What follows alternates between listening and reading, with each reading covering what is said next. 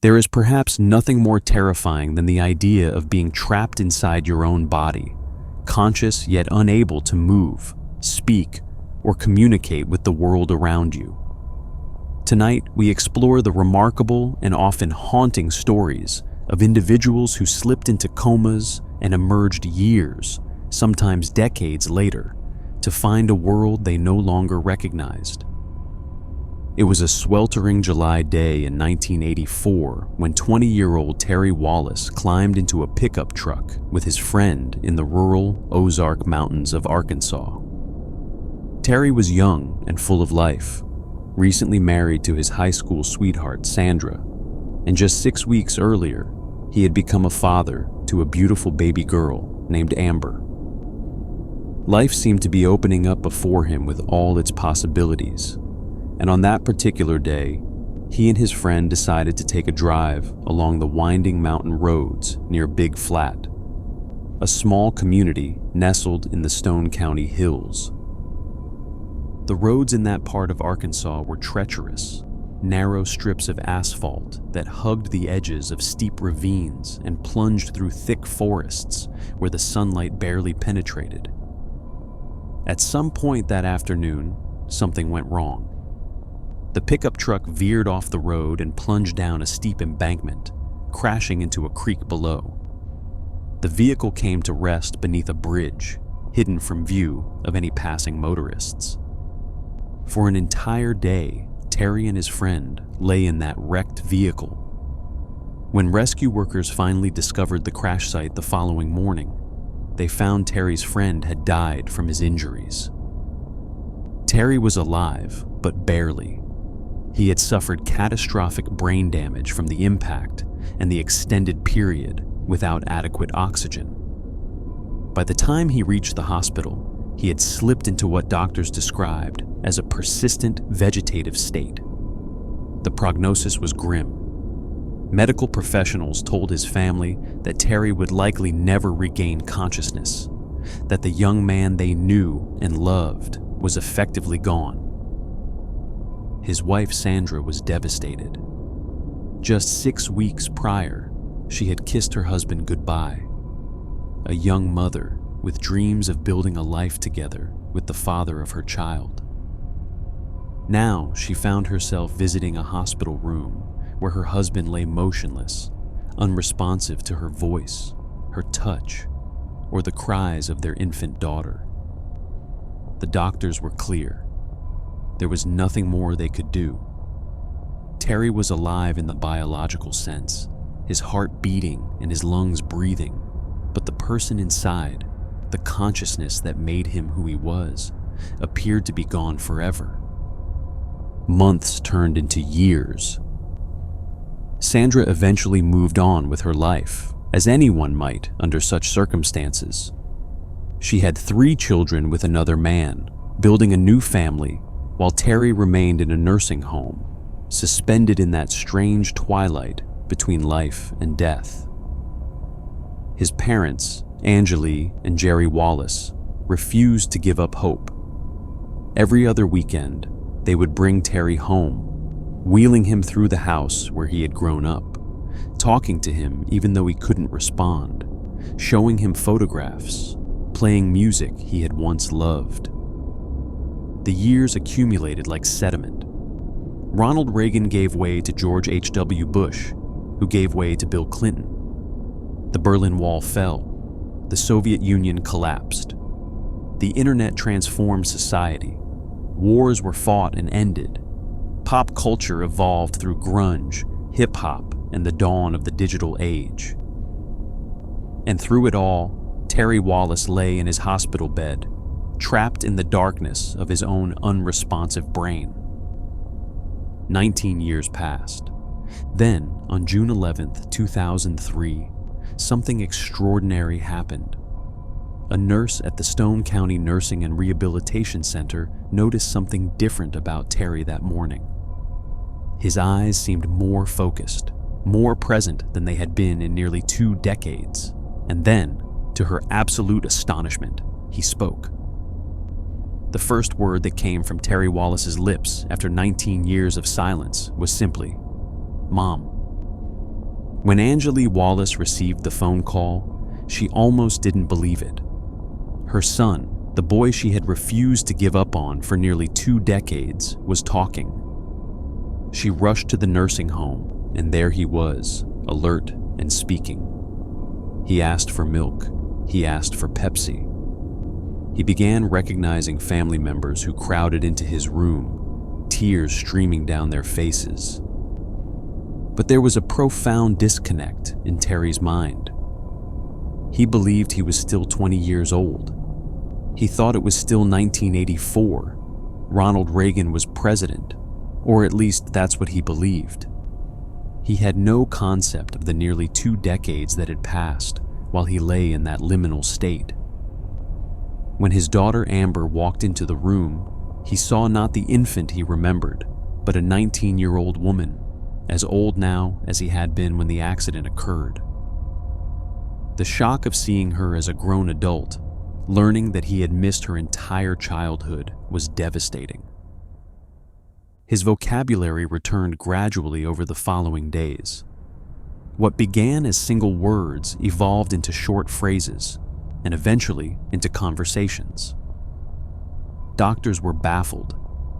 Brain imaging revealed that Terry's brain had somehow rewired itself during those 19 years, growing new neural pathways that circumvented the damaged areas.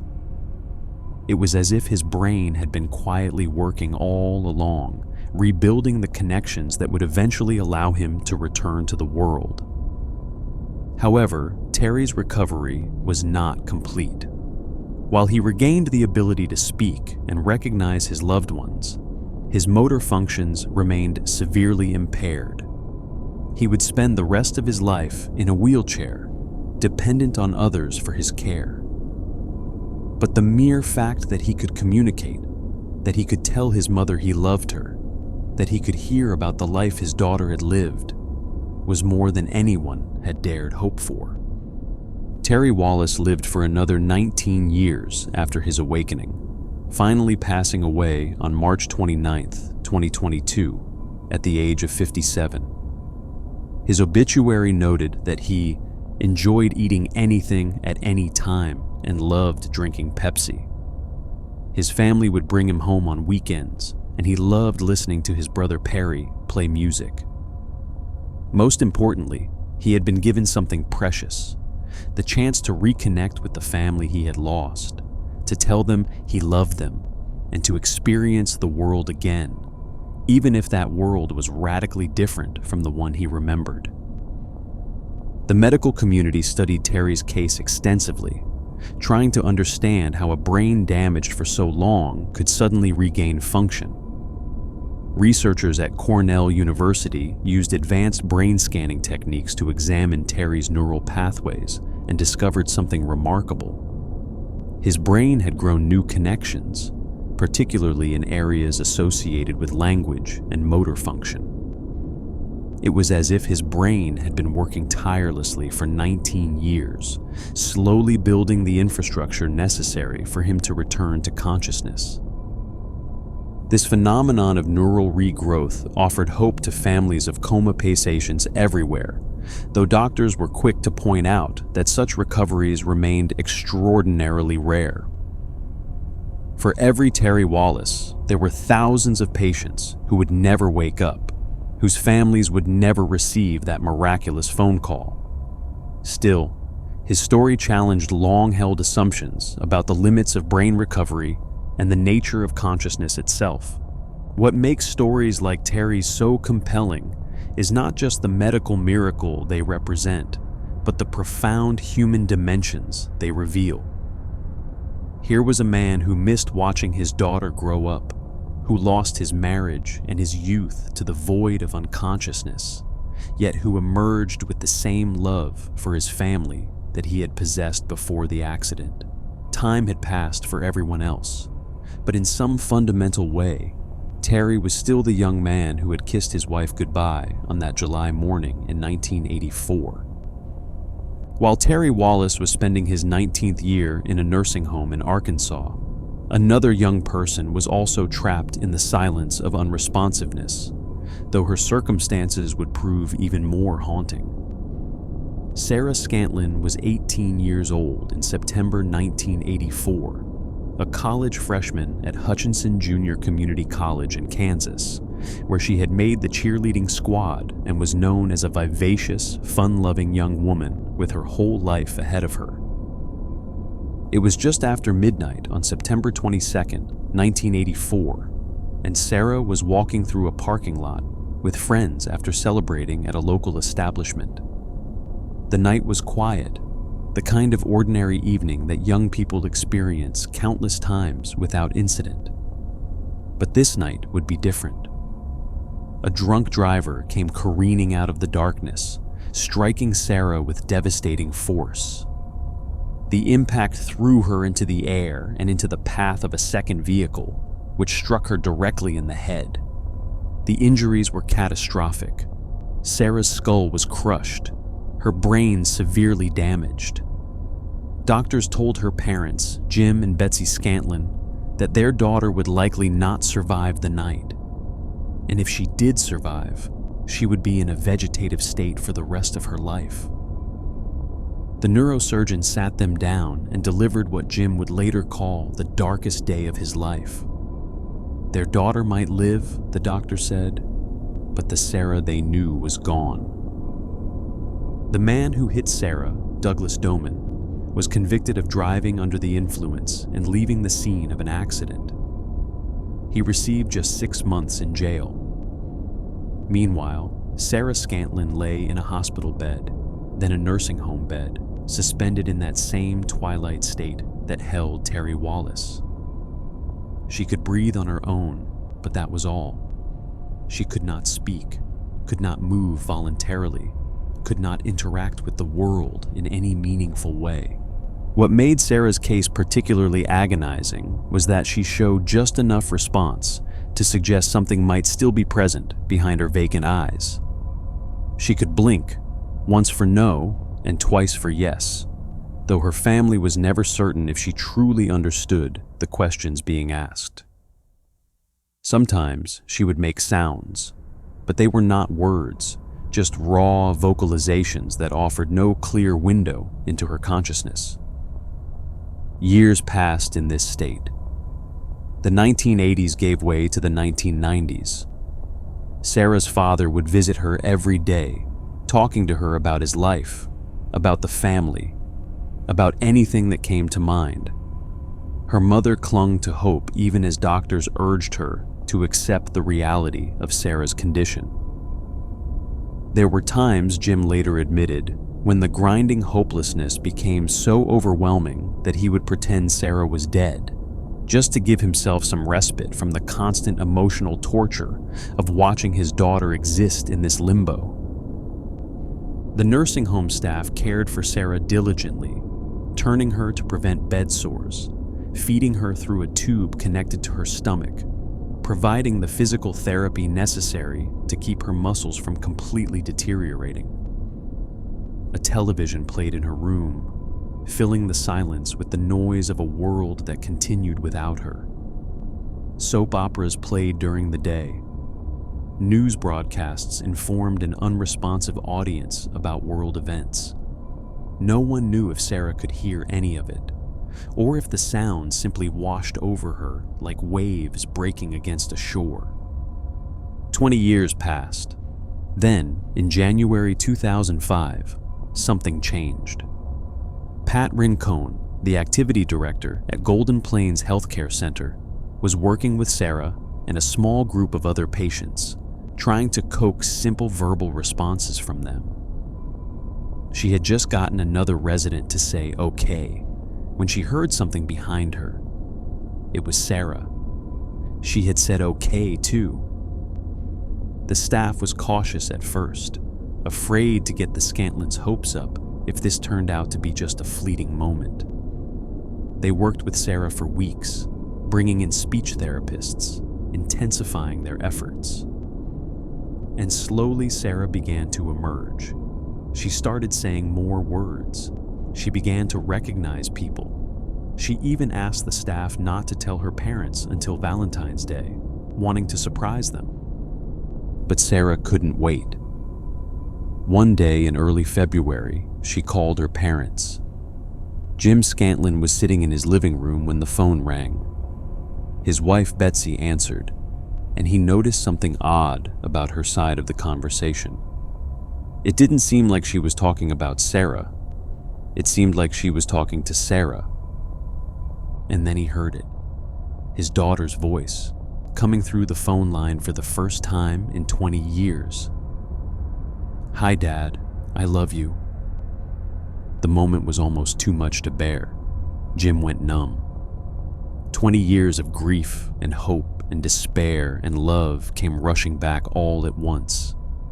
His daughter, the young woman he had watched waste away in that nursing home bed, was speaking to him again. What emerged in the following weeks and months was both miraculous and disturbing. Sarah's short-term memory was severely impaired, but her long-term memory proved eerily intact. She remembered her friends from before the accident. She remembered the song she had loved in the 1980s. When asked, she could even sing Summer Lovin' from Grease, a favorite from her teenage years. But the most unsettling discovery was that Sarah had apparently been aware of events occurring around her during at least part of her 20-year coma. When her father asked her about September 11th, 2001, she responded with halting but accurate details. Bad, fire, airplanes, building, hurt people. She had been watching the news coverage through eyes that seemed vacant, processing information through a brain that doctors believed was essentially non-functional. She was also aware that time had passed, though she seemed unable to grasp exactly how much. When asked her age, she guessed 22. She was actually 38. The recognition that she had lost 20 years of her life, that she was no longer the young woman she remembered being, was a slow and painful realization. Sarah's speech remained limited, and she would never fully recover her physical abilities. But she could communicate. She could tell her family she loved them. In July 2007, she fed herself for the first time in 22 years. Each small victory was celebrated as the miracle it was. Tragically, Sarah passed away on May 20th, 2016, from respiratory issues and failing blood pressure. She was 50 years old. But for 11 years after her awakening, she had something that had seemed impossible. She had her family back. And they had her. The scientific community continued to grapple with cases like Sarah's and Terry's, trying to understand the mechanisms that might allow a brain to suddenly reconnect after years of apparent dysfunction. One key insight came from research into a condition called minimally conscious state, which differs from a true vegetative state in that patients show occasional, brief signs of awareness. Many patients previously diagnosed as vegetative were actually minimally conscious, their sparse signs of awareness overlooked or dismissed by caregivers. This distinction proved crucial for understanding these late awakenings. A patient in a minimally conscious state has some preserved brain function, some flicker of awareness that might, given the right circumstances, be coaxed into fuller consciousness. The brain's remarkable plasticity, its ability to form new connections and reroute around damaged areas, could potentially build on these preserved functions over time. But the question remained, what triggered these sudden awakenings? In some cases, changes in medication seemed to play a role. In others, infections or other medical events preceded the return to consciousness. And in many cases, there was no clear precipitating factor at all. The brain simply woke up, as if some internal threshold had finally been reached.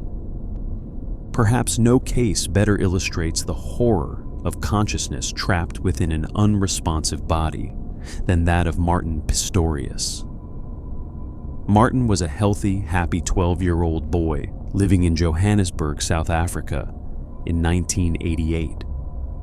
He was fascinated by electronics, loved tinkering with circuits and transistors, and had the bright future that any parent might wish for their child. Then one day, he came home from school with a sore throat. His parents, Joan and Rodney, assumed it was just the flu and gave him the usual treatment. But Martin didn't get better.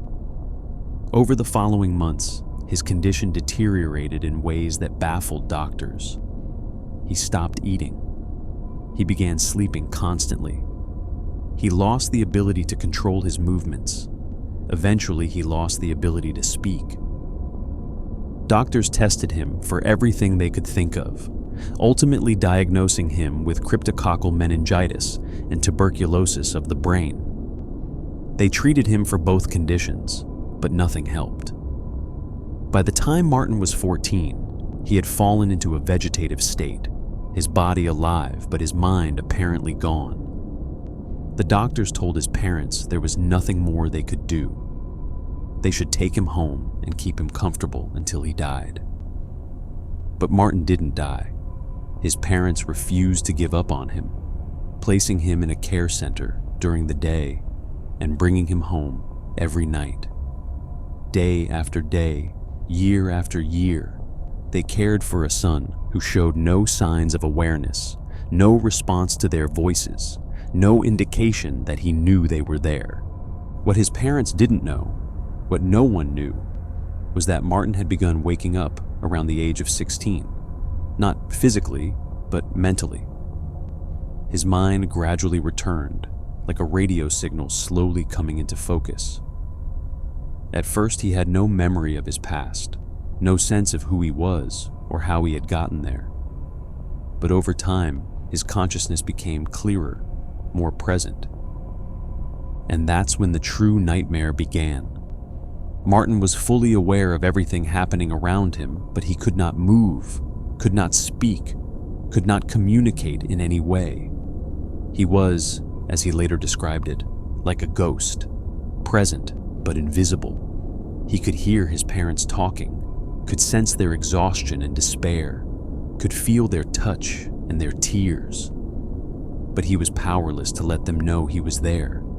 The care center where he spent his days would play children's television to keep the patients occupied. Martin, now a teenager with a fully functioning adult mind, was forced to watch episode after episode of Barney the Purple Dinosaur, the same shows playing on repeat day after day. He came to loathe Barney with a burning passion, but he could do nothing about it. He could not change the channel, could not look away, could not even close his eyes of his own volition. There were darker moments too. One night, after his parents had argued, Martin's mother turned to her son and, believing he could not hear her, said the words that would haunt him for years. "I hope you die." She didn't know he was conscious. She was simply a woman at the end of her rope, exhausted by years of caring for a child who showed no signs of ever recovering. But Martin heard every word, and it broke his heart. Yet even in his agony, Martin found ways to cope. He learned to retreat into his imagination, creating elaborate fantasies where he could walk and talk and fly spaceships. He observed the small details of the world around him, the way sunlight moved across the floor, the patterns of insects crawling across surfaces. He developed a profound inner life, even as his outer life remained completely inert. Years passed in this state. Martin watched his family age. He missed his teenage years, his 20s, all the milestones that should have marked his passage into adulthood. He was trapped, invisible, forgotten by a world that had moved on without him. Then, in 2001, when Martin was 25 years old, a new caregiver arrived at the center. Her name was Verna van der Walt, and something about her was different. She began to notice small things about Martin, tiny reactions that others had overlooked. When she spoke to him, she sensed something in his eyes, a flicker of awareness that suggested someone was home inside that unresponsive body. Verna advocated for Martin to be tested at the Center for Augmentative and Alternative Communication at the University of Pretoria. There, researchers held up a sheet of paper with symbols on it and asked Martin to look at a ball. Then they asked him to look at a dog. And Martin's eyes moved to the correct symbols. The revelation was stunning. After more than a decade of being dismissed as a vegetable, Martin Pistorius was confirmed to be conscious and aware. His parents were overjoyed and devastated in equal measure. Their son was alive, truly alive, but he had been trapped in that hell for years while they unknowingly contributed to his isolation. Martin was given a speech computer similar to the one used by the late physicist Stephen Hawking. He could select letters and words using a band attached to his head, which acted like a mouse. Slowly, painstakingly, he began to communicate. His first communications were simple expressions of basic needs and wants, but over time, he developed the ability to have real conversations, to express complex thoughts and emotions, to reconnect with the world that had believed him lost. His recovery was not complete. He remained physically disabled, dependent on his wheelchair and his speech computer. But he regained his life. He went to college, earning a degree in computer science. He started his own business as a web designer, and perhaps most remarkably, he found love. Martin met Joanna, a social worker from South Africa, who had become friends with his sister. They fell in love, and in 2009, they married in Essex, England. In 2018, they welcomed a son, Sebastian, into the world. Martin had gone from being a ghost, invisible and forgotten, to being a husband and father. He wrote a book about his experiences, titled Ghost Boy, which became a bestseller and brought global attention to his story. In it, he described the full horror of his years locked inside his body, but also the profound hope that his recovery represented. His story has been featured on NPR's podcast, Invisibilia, and a documentary about his life premiered at SSSW in 2025. Perhaps the most powerful aspect of Martin's story is his relationship with his mother. Despite hearing her say those terrible words, Martin found it in his heart to forgive her. He understood the desperation and exhaustion that had driven her to that moment. He felt only love and compassion for a woman who had never given up caring for him, even when she believed he was beyond reach. The phenomenon of long-term coma awakenings continued to fascinate and puzzle the medical community throughout the late 20th and early 21st centuries. Each case seemed to raise as many questions as it answered. What was happening in these brains during the years of apparent unconsciousness? Were the patients truly unaware, as doctors believed? Or were some of them, like Martin Pistorius, conscious but unable to communicate? Advances in brain imaging technology began to provide some answers. Researchers discovered that some patients diagnosed as vegetative actually showed brain activity consistent with awareness when asked to imagine performing specific tasks. They might be instructed to imagine playing tennis, and certain areas of their brain would light up on the scan, just as they would in a healthy person imagining the same activity.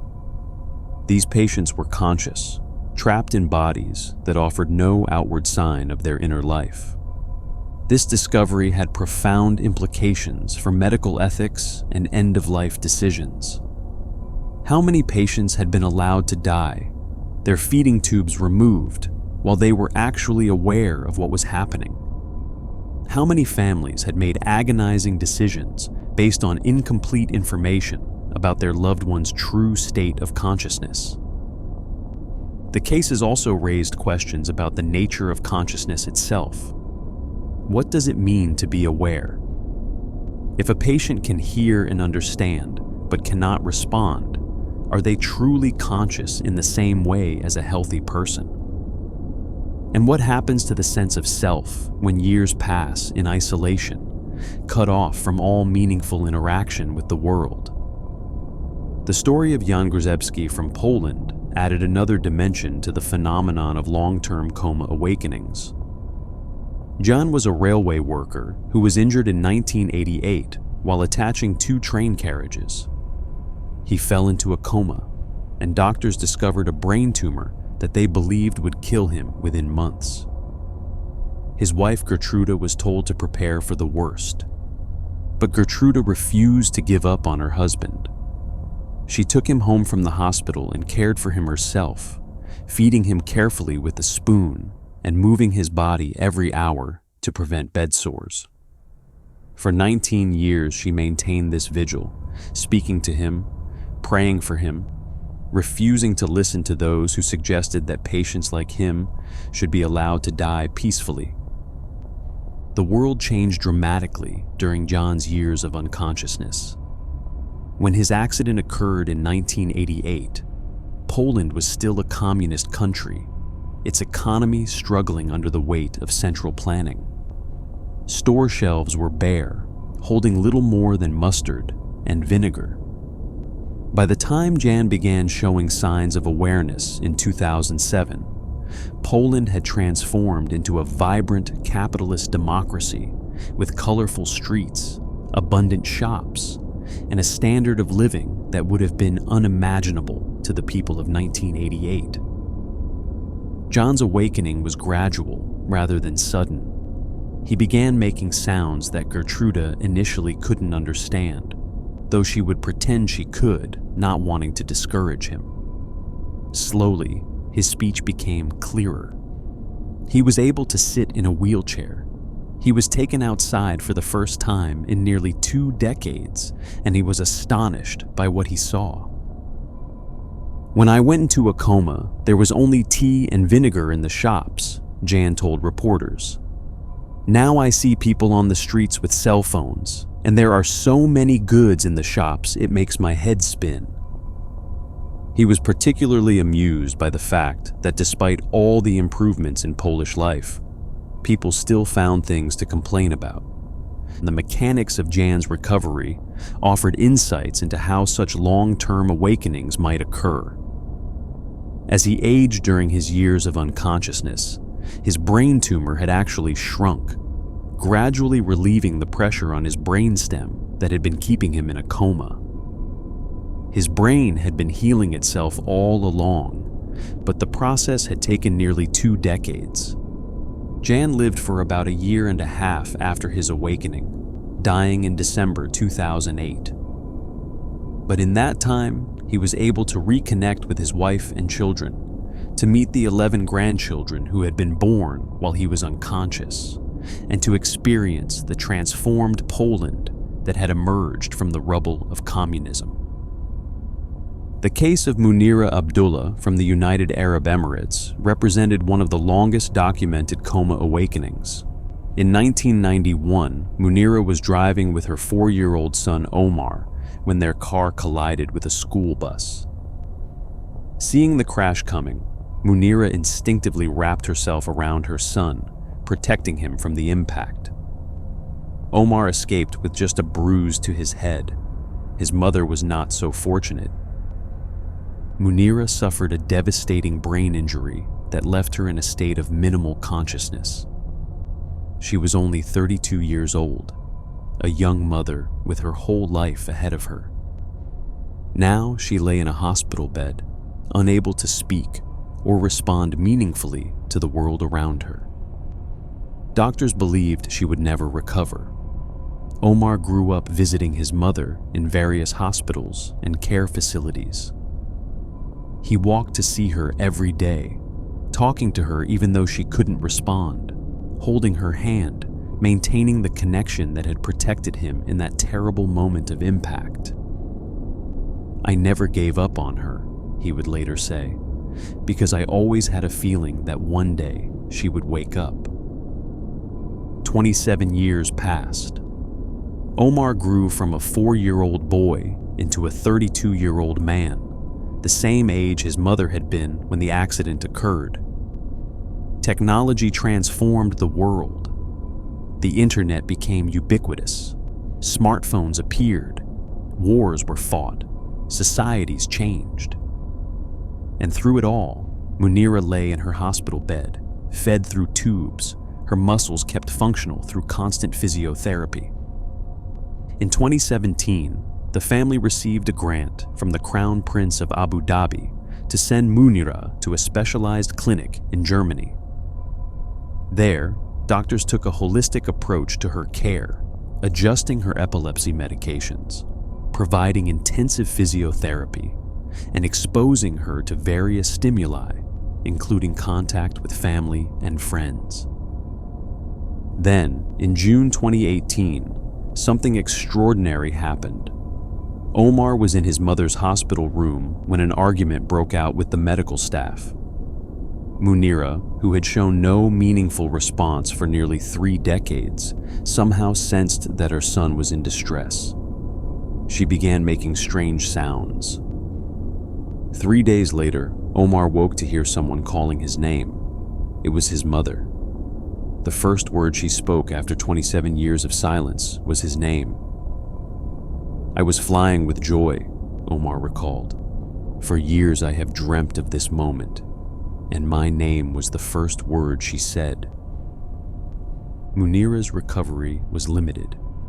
She remained in what doctors call a minimally conscious state, able to communicate in familiar situations and complete prayers when Omar started the verses, but far from a full return to her previous self. She would need long-term care and support for the rest of her life. But she was present. She could tell her son. She loved him. She could experience the world again, even if that experience was constrained by her injuries. The story of Donald Herbert, a firefighter from Buffalo, New York, offers perhaps the most poignant example of a coma awakening, not because of its duration, but because of its brevity. On December 29, 1995, Donald was fighting a fire when the roof of a burning building collapsed on him. He was trapped under the debris, deprived of oxygen for over 6 minutes before his fellow firefighters could rescue him. The oxygen deprivation caused catastrophic brain damage. Donald survived, but was left blind and largely unresponsive. He lapsed into what doctors called a minimally conscious state, able to blink and occasionally make sounds, but unable to communicate meaningfully or interact with his family. His wife, Linda, refused to give up on him. She visited him constantly, talking to him about their 4 sons, about life, about anything that might somehow reach him.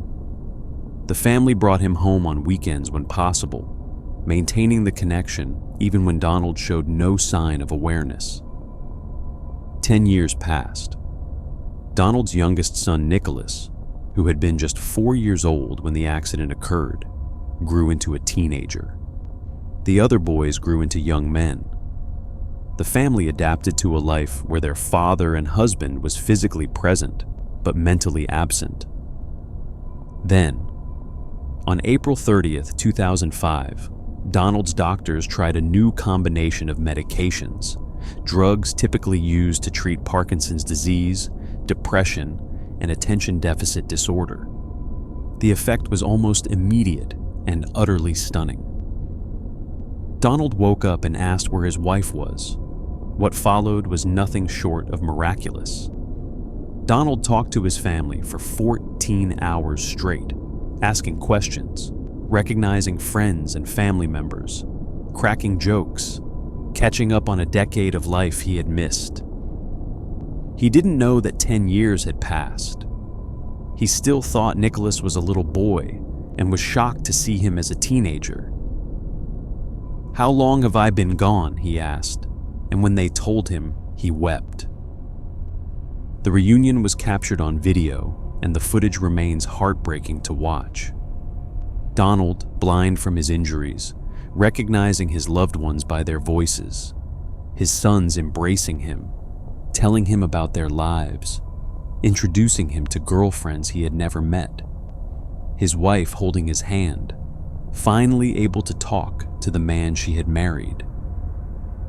But the miracle was cruelly brief. After those incredible 16 hours of connection, Donald began to fade again. He spoke less the next day, and less the day after that. The medications that had sparked his awakening seemed to lose their effectiveness. He never returned to that full level of awareness and communication. Then, on May 16th, 2005, disaster struck again. Donald fell out of his bed in the nursing home, injuring his head and causing bleeding on his brain. This new injury prevented the medications from working effectively. Donald remained in the nursing home, speaking only sporadically, never regaining the level of lucidity he had shown on that remarkable April day. Donald Herbert died on February 21st, 2006, of pneumonia. He was 44 years old. His 4 sons went on to careers in public service, 2 becoming firefighters like their father, 2 becoming police officers. They carry his legacy with them, remembering the father who taught them the value of hard work and service to others. A relative of the Herbert family wrote a book about Donald's story, titled "The Day Donnie Herbert Woke Up." It captured both the miracle and the tragedy, the incredible gift of those 14 hours of connection and the heartbreak of watching him slip away again. For the Herbert family, those hours were worth everything. They got to tell Donald they loved him. They got to hear him say he loved them back. In the end, that was enough. The case of Gary Dockery shares similarities with Donald Herbert's story. Gary was a police officer in Walden, Tennessee, who was shot in the forehead in September 1988 while responding to a domestic disturbance call. The call was fake, placed by a drunken 68-year-old man named Samuel Frank Downey, who wanted revenge against police for reprimanding him about noise complaints. When Gary arrived at the address, Downey shot him at point-blank range. The bullet destroyed a significant portion of Gary's brain. He slipped into a vegetative state and was placed in a nursing home, where he remained for the next 7.5 years. His family visited him faithfully, holding on to hope even as doctors offered none. Gary could sometimes blink or nod in response to questions, but there was no consistent communication, no way to know if he truly understood what was happening around him. In early 1996, Gary developed a serious lung infection that required hospitalization. His fever spiked to 104 degrees, and his family was told to prepare for the worst. The doctors wanted to perform surgery to drain the infected fluid from his lungs, but the procedure was risky. It could save his life, but it might also push him back into a deeper state of unconsciousness. Then, on February 12, 1996, just before the scheduled surgery, Gary's fever broke and something remarkable happened. He woke up and started talking. He recognized his sister. He remembered the names of his horses. He recalled camping trips from years before. He talked almost non-stop for 18 hours, asking about his sons, who had been 5 and 12 when he was shot and were now young men. His brother Dennis flew back from vacation in Nevada when he heard the news. My knees started shaking and tears came when I heard my brother say, "Hi, buddy," he recalled. Gary had no idea that nearly 8 years had passed. He didn't know that Ronald Reagan was no longer president, that the United States had fought a war with Iraq, that the world had changed in countless ways while he lay unconscious. But Gary's awakening, like Donald Herbert's, proved to be temporary. He underwent the lung surgery successfully, but in the following days, his communication faded. He would speak occasionally, but never with the clarity and enthusiasm of that first day. The family held on to hope that he might fully recover, but it was not to be. Gary Dockery died on April 15, 1997, a year after his miraculous awakening from a blood clot in his lung. The phenomenon of these late coma awakenings raises profound questions about the nature of consciousness and the limits of medical knowledge. For decades, doctors believed that patients who remained in a vegetative state for more than a year had virtually no chance of meaningful recovery. The brain, once damaged, was thought to be incapable of healing itself in any significant way. But cases like Terry Wallis, Sarah Scantlin, Martin Pistorius, and the others challenged these assumptions. They demonstrated that the brain possesses remarkable plasticity, the ability to form new connections and potentially compensate for damaged areas even after many years. They showed that consciousness could persist, hidden and uncommunicative, in patients believed to be entirely unaware. These revelations had significant implications for how we treat patients in vegetative or minimally conscious states. How do we balance the enormous cost of long-term care against the small but real possibility of recovery? How do we make decisions about ending life support when we cannot be certain what the patient is experiencing? How do we support families caught between hope and despair, waiting for a miracle that may never come? The science continues to advance. Researchers are developing new techniques for detecting consciousness in unresponsive patients, including sophisticated brain scans and electroencephalography analyses. Medications like amantadine have shown promise in accelerating recovery from certain types of brain injuries. Deep brain stimulation, which involves implanting electrodes in the brain, has helped some patients emerge from minimally conscious states. But for all our advances, much about consciousness remains mysterious. We don't fully understand why some patients wake up after decades while others never do. We can't predict who will recover or when. We can only continue to care for these patients, to maintain hope even when it seems unreasonable, and to be prepared for the miracles when they come. Patricia Whitebull was just 26 years old in 1983 when a blood clot lodged in her lung during a cesarean section delivery, cutting off oxygen to her brain. She survived but fell into a catatonic state, unable to speak, swallow, or move meaningfully. Her newborn son, Mark Jr., would grow up never knowing his mother as she had been. For 16 years, Patricia lay in a nursing home in Albuquerque, New Mexico, while her family moved on with their lives. Her husband eventually moved their 4 children to the Standing Rock Sioux Reservation in South Dakota, where they could be raised with the help of extended family. He grew to accept that his wife would never recover. Then, on Christmas Eve 1999, Patricia suddenly woke up. A nurse's aide was adjusting her bed when Patricia blurted out, "Don't do that!" After 16 years of silence, these were her first words. Her children rushed to Albuquerque, meeting a mother who existed only in childhood memories. Patricia looked at them with wonder, trying to understand how these adults could be the babies she remembered. She hugged her daughter Cindy, and for the first time in 16 years, Cindy felt her mother hug back. Patricia's recovery was celebrated as a Christmas miracle, but it was not complete. She struggled to communicate, sometimes speaking clearly, and sometimes falling back into silence. The years had taken their toll on her body and mind, but she was present again, able to experience her family, able to watch football games with her relatives, able to receive nail polish and makeup from her sister Rachel.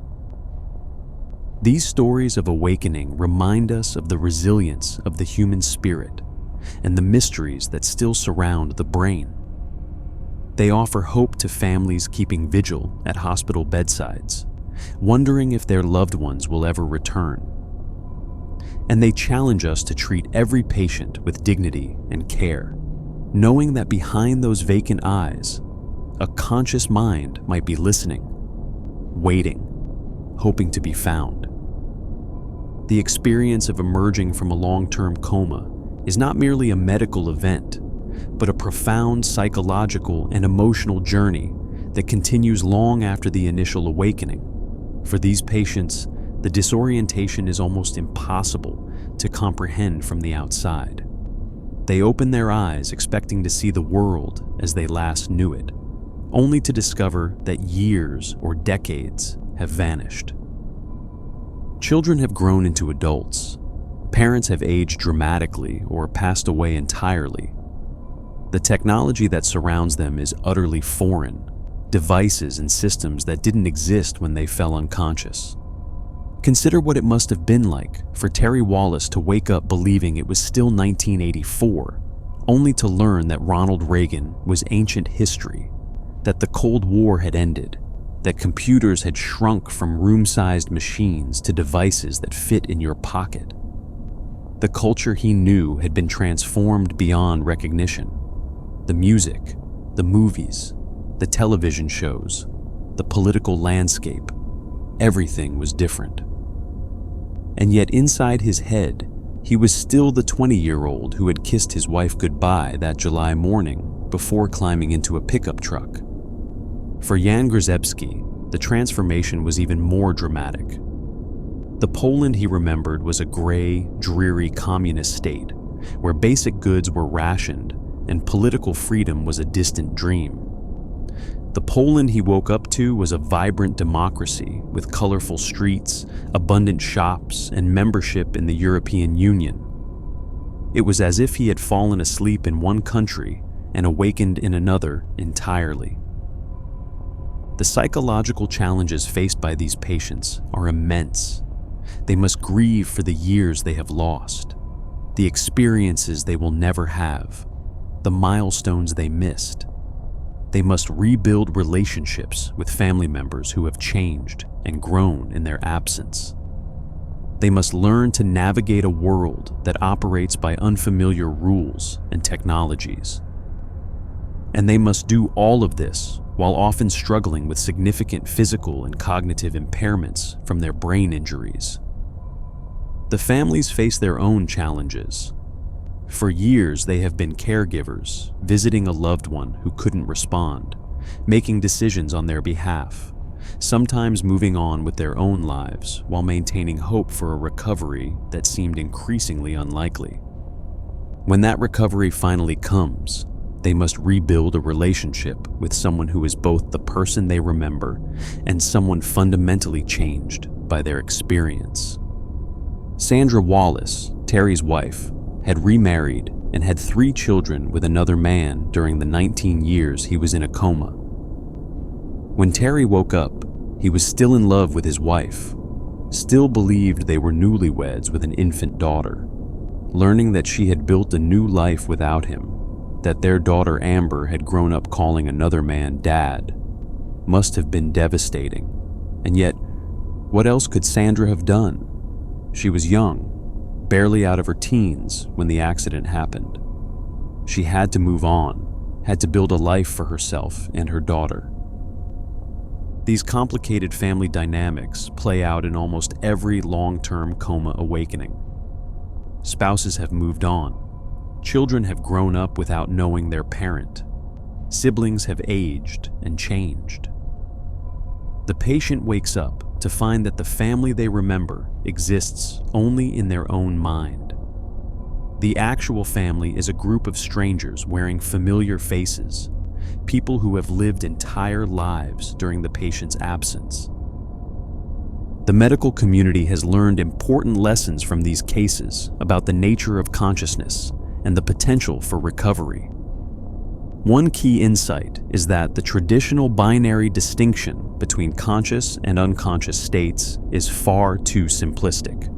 In reality, consciousness exists on a spectrum, with many gradations between full awareness and complete absence of awareness. The minimally conscious state, in which patients show intermittent signs of awareness, was only formally recognized as a distinct condition in 2002. Before that, many minimally conscious patients were misdiagnosed as being in a persistent vegetative state, with no possibility of recovery. This misdiagnosis had profound consequences, as it affected the level of care patients received and influenced family decisions about continuing treatment. Research using functional magnetic resonance imaging has revealed that some patients who appear completely unresponsive are actually aware of their surroundings. When asked to imagine performing specific tasks, their brains show activity patterns consistent with conscious thought. These patients are conscious, but unable to produce any behavioral response, trapped in a condition sometimes called cognitive motor dissociation. The discovery of these hidden forms of consciousness has led to a reassessment of how we care for unresponsive patients.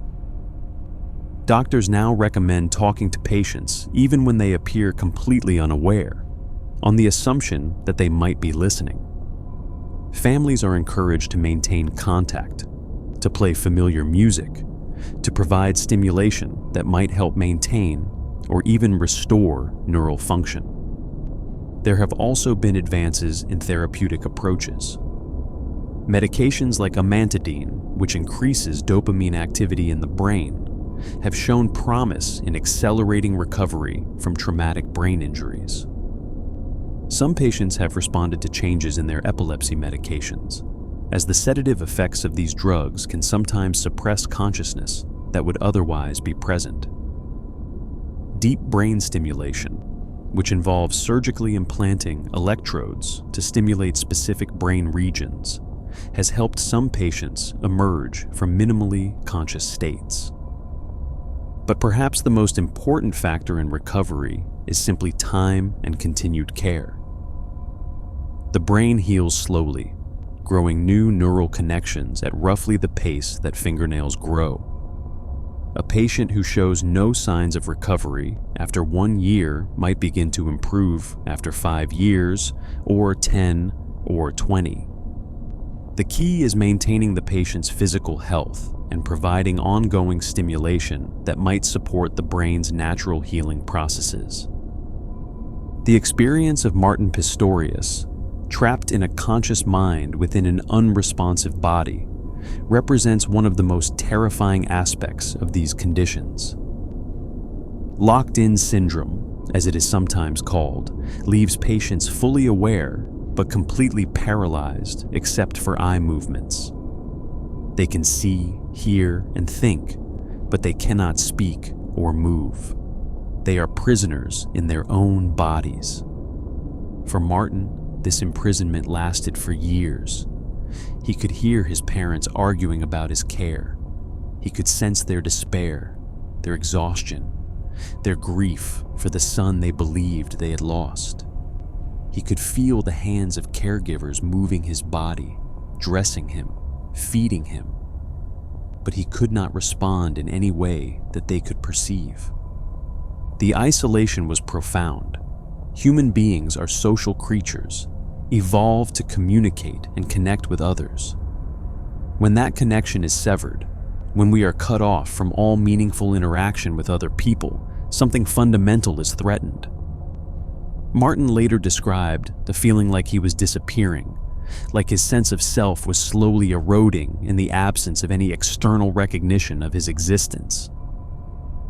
His survival strategies were remarkable. He learned to retreat into his imagination, creating elaborate fantasy worlds where he could move freely and interact with others. He became an observer, watching the small details of the world around him, the patterns of light and shadow, the movements of insects, the changing of seasons. He developed a rich inner life that sustained him through years of apparent nothingness. But he also experienced moments of profound despair. There were times when he wished he would die, when the endless isolation seemed more than he could bear. The moment when his mother said she hoped he would die was devastating, though Martin later came to understand and forgive her. She was speaking from exhaustion and grief, not knowing that her son could hear every word. The turning point came when Verna van der Walt, the caregiver who noticed something in his eyes, advocated for him to be properly assessed. Her insistence that there was someone present behind those vacant eyes changed everything. When the testing confirmed that Martin was conscious and aware, it opened the door to communication and eventually to the remarkable life he would go on to build. Martin's story offers hope to families of unresponsive patients, but it also carries a sobering message. How many patients like Martin are out there, conscious but unable to communicate, dismissed as vegetables by a medical system that lacks the tools or the time to properly assess their awareness? How many families have given up on loved ones who were actually listening to every word, feeling every touch, desperately hoping to be recognized? The ethical dimensions of long-term coma care are complex and often agonizing. The cost of caring for a vegetative patient is enormous, running into hundreds of thousands or even millions of dollars over the years. Medical resources are finite. Is it right to devote such vast resources to a patient with minimal chance of recovery when those resources could potentially save many other lives? Families often face impossible choices. They may be told that their loved one has no chance of meaningful recovery, that continuing treatment is merely prolonging the dying process. They may be pressured to authorize withdrawal of life support, to let their loved one die peacefully rather than continuing in a state that many would not consider truly living. But the cases we have discussed tonight show that the medical prognosis is not always accurate. Patients written off as hopeless have awakened after years or decades, defying all expectations. If Donald Herbert's family had withdrawn life support after 5 years, he would never have had those precious 14 hours of conversation with his loved ones. If Terry Wallis's parents had given up, he would never have seen his daughter as an adult, never had the chance to tell her he loved her. This uncertainty creates an almost unbearable tension for families. On one hand, they don't want to give up hope, don't want to make a decision that might prevent a miraculous recovery. On the other hand, they must consider the quality of their loved one's existence, the burden of care on themselves and on society, the possibility that they are prolonging suffering rather than preserving life. Different cultures and religions approach these questions differently. Some traditions emphasize the sanctity of life in all its forms, prohibiting any action that might hasten death. Others prioritize quality of life, suggesting that existence without consciousness or meaningful experience is not truly living. Still, others focus on the wishes of the patient, trying to determine what they would have wanted if they could speak for themselves. There are no easy answers. Each family must navigate these waters as best they can, making decisions based on incomplete information and uncertain outcomes. What we can say is that the stories of these remarkable recoveries should give us pause before assuming that any patient is beyond hope. The brain is more resilient than we ever imagined, and consciousness can persist in ways we are only beginning to understand. Jennifer Flewellen's story offers a more recent example of the enduring power of love and dedication in these cases. In 2018, Jennifer suffered a medical event that left her in a persistent vegetative state at the age of 35. She was the mother of 3 young sons who would grow up without their mother's active presence in their lives. Her mother, Patty Means, refused to accept the prognosis that Jennifer would never wake up. She became her daughter's primary advocate and caregiver, visiting her every day, talking to her, maintaining the connection that doctors said was futile. The years passed, and Jennifer remained unresponsive, but Patty never gave up hope. Then, in 2023, after nearly 5 years in a coma, Jennifer began to show signs of awareness. She started responding to stimuli, making eye contact, eventually speaking words. The recovery was not complete, and Jennifer still requires significant care and support. But she is present again, able to recognize her sons, able to communicate with her mother, able to experience life in ways that seemed impossible during those long years of unconsciousness. Jennifer was able to attend her son Julian's high school football games, a dream she had held through all those years in the coma. When asked if she wanted to leave early because of the cold, she insisted on staying through the entire game. For Julian, having his mother present at his senior night was the fulfillment of a dream he had carried since she first fell unconscious.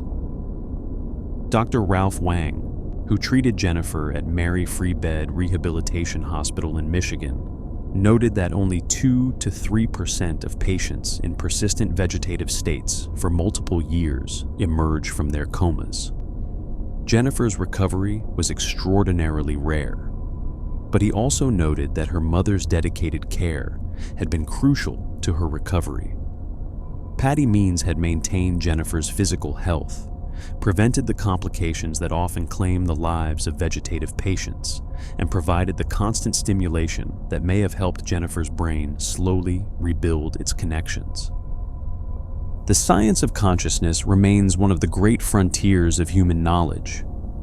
We don't fully understand how awareness arises from the physical structure of the brain, how billions of neurons firing in complex patterns give rise to the subjective experience of being alive. This mystery is compounded in cases of coma and disorders of consciousness, where the normal relationship between brain activity and awareness seems to break down. Researchers continue to develop new tools for probing consciousness in unresponsive patients. Electroencephalography, which measures electrical activity in the brain, can detect patterns that suggest awareness even when no behavioral response is possible. Transcranial magnetic stimulation, which delivers magnetic pulses to the brain, can assess the brain's capacity for complex information processing. Advanced machine learning algorithms are being trained to detect subtle signs of consciousness that human observers might miss. These technologies offer hope that we will eventually be able to reliably distinguish between patients who are truly unaware and those who are conscious but unable to respond. This distinction has profound implications for treatment decisions, resource allocation, and family support. A patient who is genuinely unconscious requires different care than a patient who is awake and aware but locked inside a non-responsive body. There is also ongoing research into interventions that might accelerate or enhance recovery from disorders of consciousness. In addition to medications like amantadine, researchers are exploring ultrasound stimulation of the thalamus, a brain region crucial for arousal and awareness.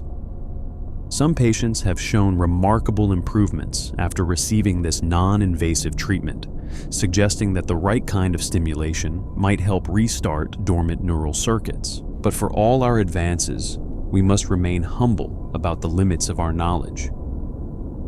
The brain is the most complex structure known to exist in the universe, and consciousness is perhaps its most mysterious product. We are only beginning to understand the mechanisms by which awareness arises, and the conditions under which it can be lost or restored. The families who maintain hope for coma patients deserve recognition for their extraordinary dedication. For years, sometimes decades, they visit hospital rooms and nursing homes, talking to loved ones who cannot respond, holding hands that cannot squeeze back, maintaining a connection that seems to exist only in their own hearts. Some are rewarded with miraculous awakenings, many are not. But all of them demonstrate the depth of human love and the refusal to abandon those we care about, even when all hope seems lost.